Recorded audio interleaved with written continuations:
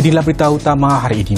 Kemudahan semikonduktor baru syarikat Applied Materials bernilai hampir $650 juta dijangka cipta 1,000 pekerjaan baru. Jumlah tertinggi seramai 23 naib kadi baru dilantik bermakna kini ada 62 kadi dan naib kadi. Kejadian serang menyerang hebat berlaku antara Washington dengan Tehran setelah Iran dituduh tembak jatuh helikopter Apache tentera Amerika.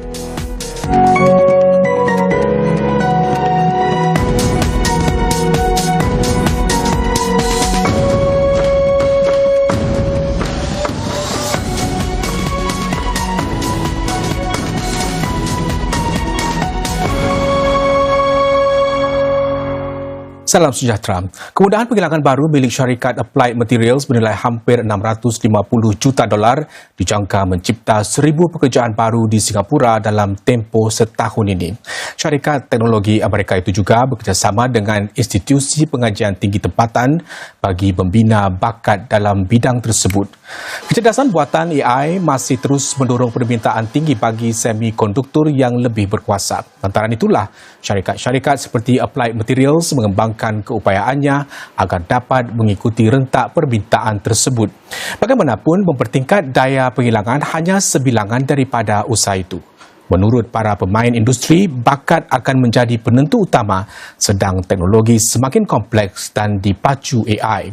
Untuk memperkukuh saluran bakat, syarikat Applied Materials melancarkan kerjasama bernilai $3 juta dengan Institut Teknologi Singapura SIT.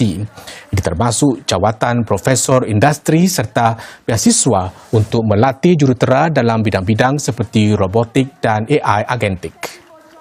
We want to build a talent pipeline of engineers, researchers, professionals, equipped with competencies in semiconductor manufacturing, robotics, and advanced automation.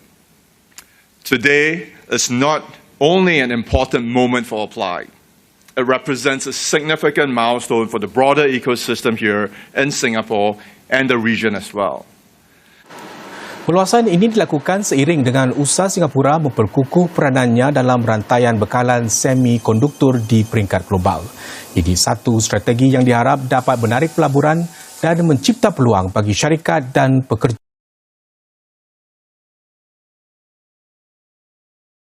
tempatan. These capabilities will matter more as the future of semiconductors depends not only on chip design, but also on breakthroughs in materials, processes, integration. When a leading global company like Applied deepens its presence here, it creates opportunities for local suppliers, strengthen our advanced manufacturing base, and help Singapore-based companies plug into global value chains. Dalam pada itu, Shopee dilaporkan akan memberhentikan ratusan pekerja secara global setelah melakukan semakan operasi perniagaannya. Ia sekaligus menyertai langkah syarikat-syarikat teknologi seluruh dunia memotong jumlah pekerjaan sedang AI diterapkan di tempat kerja. Mediacorp difahamkan bahawa pemberhentian itu bermula awal minggu ini dan ia merangkumi sehingga 8% tenaga kerja pemaju Shopee. Shopee yang beribu pejabat di Singapura mempunyai pejabat di lebih 20 bandar serata dunia. Presiden Tharman Shanmugaratnam berkata membina jalinan perdagangan global adalah penting bagi mewujudkan pekerjaan lebih baik di Afrika. Ini sedang benua itu bergelut dengan usaha menyediakan lebih banyak peluang untuk jumlah penduduknya yang besar. Presiden Tharman berkata demikian kepada para mahasiswa di Universiti Dar es Salaam dalam rangka lawatan negara beliau ke Tanzania. Menurut satu laporan, Afrika akan menyaksikan 500 juta orang menyertai tenaga kerjanya dalam dekad mendatang. Namun, laporan itu juga meramalkan hanya 165 juta pekerjaan akan diwujudkan dalam pasaran dalam tempoh yang sama. It means that every capacity that we have in government, amongst enterprises, and in our whole society, every capacity, every ability we have. Ekonomi negara masing-masing mendaki rantaian nilai. Sementara itu, dasar prasarana juga perlu memastikan pembangunan kemudahan turut mewujudkan pekerjaan. Presiden Tharman berkata, membangunkan hubungan perdagangan dengan negara-negara jiran dan rantau lain akan membantu dalam hal itu. The statements to indicate that we are now going to commence free trade agreement negotiations between Singapore and the East African community is significant. It's about creating scale by linking up our markets and growing opportunity and allowing for that learning curve that takes us on a higher level of productivity in every industry. Wakil-wakil perniagaan dari kedua-dua negara juga menyertai satu perbincangan meja bundar yang menurut Presiden Tanzania Dr. Samia Suluhu Hassan satu peluang yang wajar mereka rebut. My government remains fully committed to maintain a stable, predictable and investor-friendly environment that rewards long-term partnership and responsible investment. We'll continue to listen, reform and facilitate. Beliau juga menggesa wakil Singapura dan Tanzania supaya meningkatkan perkongsian dalam industri-industri seperti pemprosesan batu permata dan penapisan pahan api. Seramai 23 naib kadi baru dilantik tahun ini, iaitu jumlah tertinggi dalam satu sesi pelantikan oleh Pejabat Pendaftaran Pernikahan Orang Islam ROMM setakat ini. Pelantikan tersebut diumumkan dalam Majlis Pelantikan dan Penghargaan Kadi dan Naib Kadi 2026 yang berlangsung di Pusat Convention Raffles City petang tadi. Secara keseluruhan, seramai 62 kadi dan naib kadi telah dilantik bagi tempoh 3 tahun akan datang. 39 daripada mereka merupakan kadi dan naib kadi yang dilantik semula. Antara 23 naib kadi yang baru dilantik ialah Ustaz Muhammad Ridwan. Berbekalkan pengalaman 12 tahun berkhidmat sebagai Ketua Jabatan Dakwah di Masjid Al-Islah dan membawa bersamanya pengalaman dan kemahiran berhubung dengan jemaah terhadap pasangan Muslim. Peranan saya sebenarnya bukan sahaja pada hari pernikahan tersebut tetapi sebagai kawan yang rapat ataupun sebagai sumber rujukan ataupun point of reference sekiranya para pasangan perlukan bimbingan ataupun bantuan pada tahun-tahun awal pernikahan mereka. InsyaAllah bila saya bawa dengan pengalaman itu, mereka senang untuk terbuka hati mereka ataupun terbuka bicara mereka untuk mereka meminta bantuan ataupun bimbingan dalam menerusi rumah tangga mereka yang baru ini. Menurut Pemangku Menteri Bertanggungjawab bagi Ehwal Masyarakat Islam, Dr. Faisal Ibrahim, peranan kadi dan naib kadi hari ini melangkaui sekadar mengendalikan majlis pernikahan. Pelantikan ini membawa amanah yang besar sebagai kadi dan naib kadi. Anda bukan saja menyempurnakan akad nikah. Tuan-tuan adalah pembimbing, tempat rujukan dan sumber inspirasi bagi pasangan yang baru melangkah ke alam rumah tangga. Keluarga-keluarga masyarakat kita bergantung kepada anda. 4 kadi dan naib kadi termasuk Ustaz Nur Razak Bakar yang juga mantan pendaftar ROMM tidak menyambung pelantikan mereka selepas tamat tempoh perkhidmatan. Saudara, selepas ini kami bawakan sekilas pemandangan karya seni yang menghiasi stesen-stesen MRT baru laluan Circle. Teruskan bersama berita.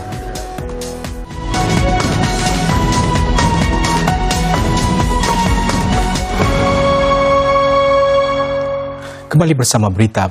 Pasukan Pengawal Revolusi Islam Iran IRGC hari ini melancarkan serangan-serangan peluru berpandu dan drone ke atas pangkalan tentera Amerika Syarikat di Bahrain, Kuwait dan Jordan sebagai membalas tindakan Washington menyasarkan kedudukan tenteranya di Selat Hormuz.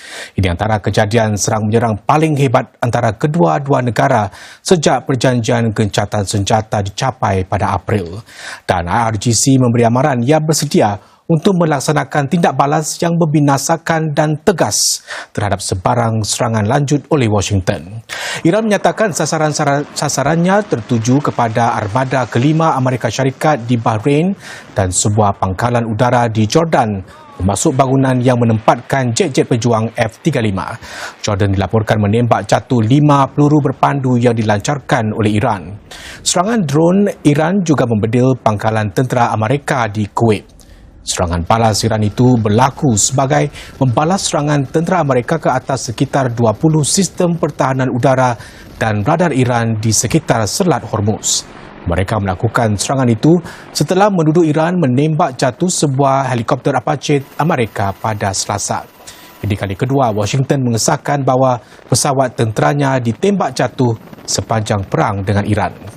Insiden ini meningkatkan lagi keraguan bahawa perjanjian damai boleh dicapai bagi menamatkan perang walaupun Presiden Donald Trump berulang kali menyifatkannya sebagai semakin hampir dimuktamadkan.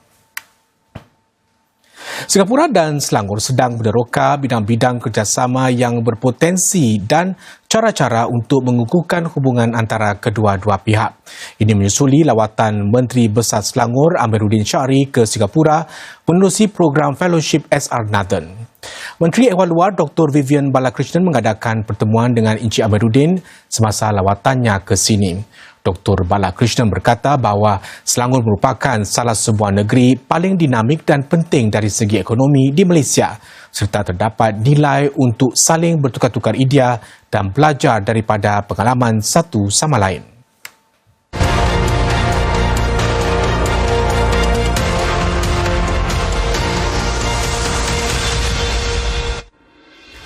Kurang-kurangnya 62 kes penipuan dilaporkan melibatkan penjualan tiket konsert kumpulan K-pop BTS sejak awal bulan ini.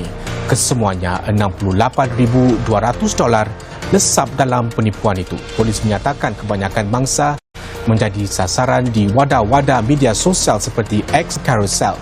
Mereka diminta untuk membuat pembayaran tiket melalui PayNow. Penipu kemudian akan meminta mereka untuk memindahkan lebih banyak wang kononnya sebagai yuran pentadbiran atau caj lain. Mangsa hanya sedar sudah ditipu apabila mereka gagal menerima tiket konsert.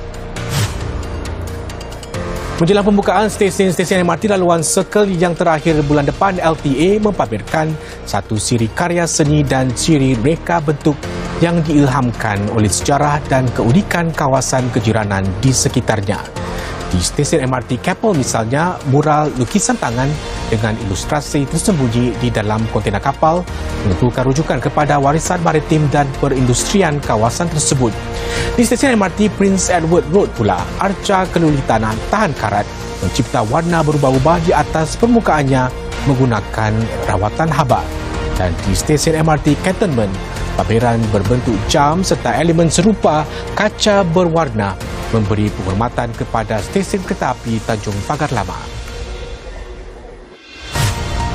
Di Indonesia, syarikat minyak milik negara Pertamina menaikkan harga minyak antara 27 hingga 32% bagi petrol jenis 92 oktana dan 95 oktana. Langkah itu menimbulkan keprihatinan yang akan berjejas daya membeli golongan pertengahan. Pertamina menyatakan kenaikan harga itu dibuat menyusuli satu proses penilaian yang sejajar dengan formular harga yang ditetapkan pemerintah.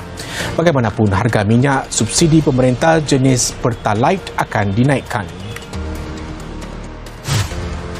Beberapa hari selepas gempa kuat 7.8 Richter melanda selatan Filipina, sesetengah penduduk yang kehilangan tempat tinggal masih bergelut tanpa keperluan asas seperti makanan dan air.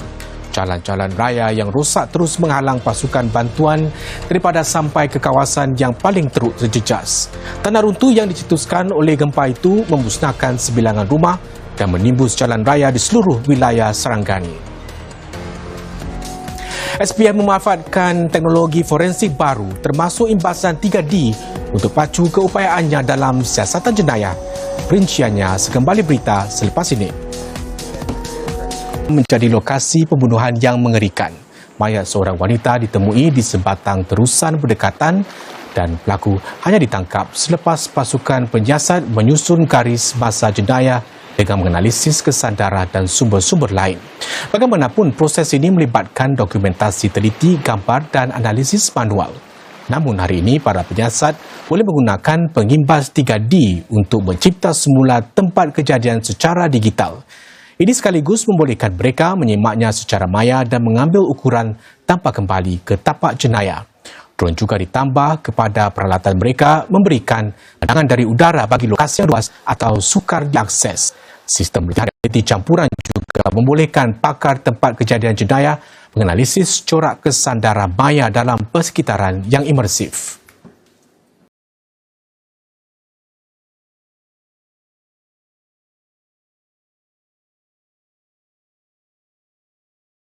Piala Dunia FIFA terbesar dalam sejarah akan dirasmikan awal pagi Jumaat waktu Singapura dengan kejohanan diperluas kepada 48 pasukan. Antaranya termasuk negara-negara yang membuat kemunculan sulung seperti Curaçao, Uzbekistan dan Jordan. Warga negara-negara itu yang kini menetap di Singapura berkongsi tentang bagaimana mereka akan menyokong pasukan negara masing-masing. Detik bersejarah buat Curaçao. Bukan sekadar layak ke Piala Dunia FIFA buat pertama kalinya, malah juga muncul sebagai negara paling kecil dalam sejarah untuk berbuat demikian. Jumlah penduduk Curaçao sekitar 160,000 orang sahaja, iaitu hampir sama jumlahnya dengan penduduk estet Ang Mo Kio. Dilahirkan di Curaçao, Sraimi Stephens sudah 7 tahun menetap di Singapura dan dipercayai satu-satunya warga Curaçao di sini. Kemasukan negaranya ke Piala Dunia dianggap peluang keemasan untuknya memperkenalkan tanah kelahirannya kepada rakan-rakannya di sini. So anyone who knows me knows that I'm a loud, bubbly person and I share where I come from, mostly through laughter, food and dancing. And I think I share this with a lot of people so they know like where I come from and how that translates in the world. And something that I realized in preparation for this is Curaçao is a multiracial society which is very similar to Singapore, so I'm not surprised I feel so at home here. Keterujaan juga semakin memuncak dalam kalangan masyarakat Uzbekistan di Singapura. Uzbekistan merupakan negara Asia Tengah pertama yang melayakkan diri ke Piala Dunia. Lebih 200 warga Uzbek di Singapura sering berkumpul, termasuk untuk menonton perlawanan bola bersama, iaitu sukan yang turut mendapat sambutan hangat di tanah air mereka. Lantas, apabila Uzbekistan diberi peluang bermain di pentas Piala Dunia, mereka akan bersorak dari Singapura meskipun terpaksa bersengkang mata pada awal pagi. Planning together with all Uzbek community members in one place and to watch our game. We can invite our friends as well, Singaporean friends. It's quite nice because when you live in abroad, you want to bring your culture, you want to meet up, you want to share your feelings and everything, so it's good. Warga Jordan di Singapura juga akan berkumpul bagi perlawanan pembukaan di mana Jordan akan berentap dengan Austria. Kedutaan-kedutaan lain juga akan menganjurkan acara menonton bersama mengumpulkan Mexico City supaya melaksanakan aturan serupa agar dapat menambah baik mobiliti, keselamatan jalan raya dan akses bagi para penduduk serta pelancong pada hari perasmian Piala Dunia 2026. Dan dengan semua laporan itu tadi, saudara, sekian berita untuk malam ini. Salam hormat.